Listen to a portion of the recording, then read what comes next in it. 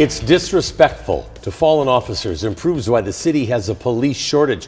That's what Louisville's police union says about the new historical marker to the 2020 protests in Jefferson Square. And as WDRB's Chris Suter reveals, it's sparking new conversations about taking the fallen officer memorial somewhere else. Chris. Guys, River City Fraternal Order of Police released a fiery response to this marker right here. It was unveiled in a private ceremony yesterday attended by Mayor Greg Fisher and the families of Breonna Taylor, David McAtee, and Tyler Gerth. Taylor was shot by police when they served a no-knock search warrant in a drug investigation back in 2020. Her boyfriend shot at what he said he thought were intruders, hitting one officer. Police fired back, killing Taylor. Her death sparked months of demonstrations. McAtee and Gerth were both killed in incidents related to those protests.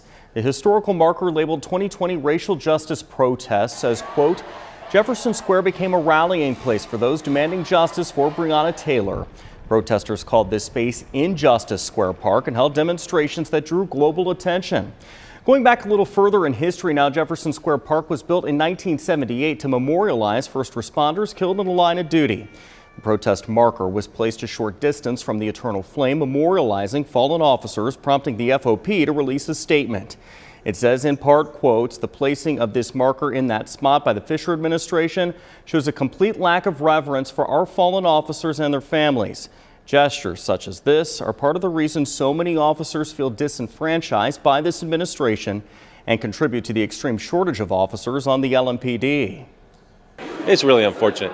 You know, that new marker and all the markers and honors in the park represent our Constitution, right? And so the protests of 2020 represent our First Amendment, free speech, memorializing what took place in that space. And the reality is, as a city, we are all of these things together. We're honoring our police officers, we're honoring our firefighters, we're honoring the protests, we're honoring the lives lost in the protests. And that's how a rich city moves forward together, and I'm sure they'll come around to see that. The FOP went on to say the marker will re-energize conversations about moving the fallen officer memorial to a location that truly values law enforcement. You can read the full statements from the mayor's office and police on WDRB.com. I'm Chris Suter, WDRB News.